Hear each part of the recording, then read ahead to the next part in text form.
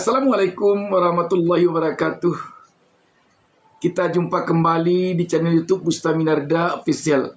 Rabu tanggal 19 Maret 2025 hari ini Menteri Hukum Supratman Andi Aktas dihadang mobil yang dinaikinya oleh para mahasiswa pengunjuk rasa dari Universitas Trisakti di gerbang DPR RI.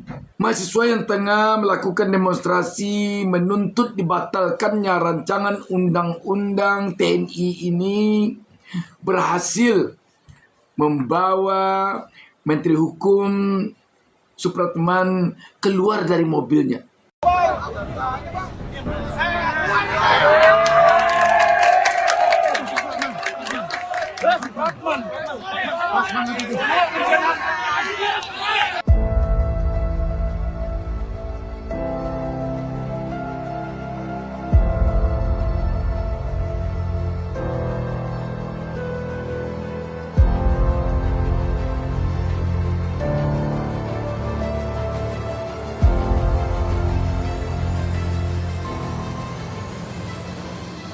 Supratman Andi Aktas, Menteri Hukum, dipaksa keluar dari mobilnya oleh sejumlah pendemo pada saat aksi demo revisi Undang-Undang TNI yang digelar di depan gedung DPR Senayan, Jakarta pada Rabu 19 Maret.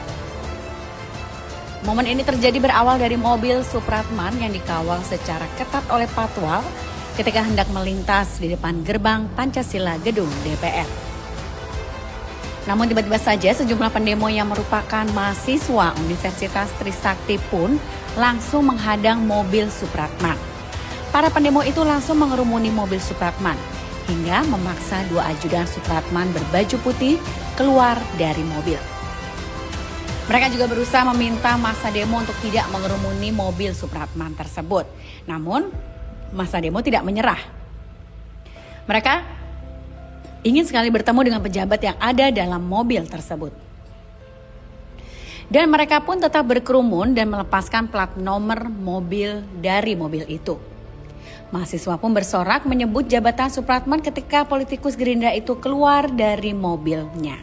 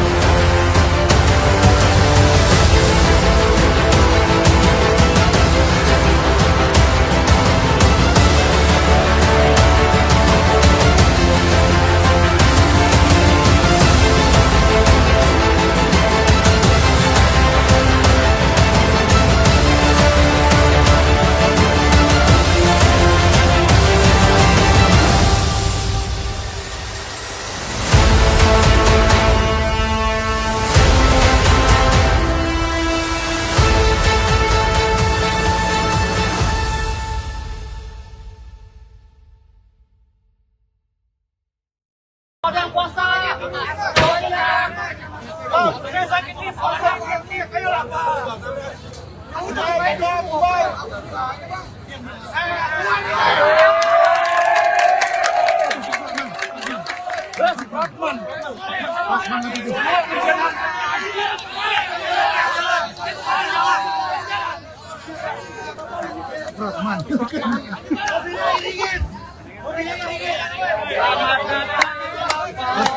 Sahabat BN, rancangan undang-undang TNI yang menurut publik akan kembali menghidupkan dua fungsi TNI di negara kita ini semenjak beberapa waktu terakhir ini telah terjadi berbagai penolakan di tengah-tengah publik.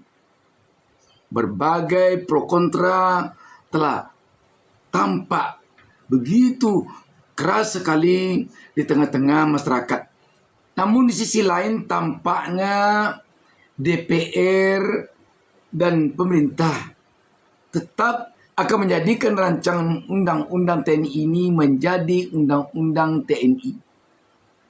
Dan dalam waktu dekat ini tampaknya sidang paripurna untuk mengesahkan undang-undang TNI yang baru ini akan terjadi. Penolakan terhadap rancangan undang-undang TNI ini tampaknya memang sekarang ini benar-benar dari berbagai lapisan masyarakat, dari berbagai kalangan, mulai dari para pakar, para aktivis, para mahasiswa menolak rancangan undang-undang TNI ini dijadikan undang-undang. Dan ini tentu saja beralasan sahabat BN, kelihatannya masyarakat trauma oleh praktek dua fungsi ABRI di era Orde Baru dulu. Sehingga masyarakat atau rakyat tidak menginginkan lagi hal itu terjadi di era reformasi sekarang ini. Sebab salah satu dari 6 tuntutan reformasi dulunya adalah hapuskan dua fungsi ABRI atau TNI.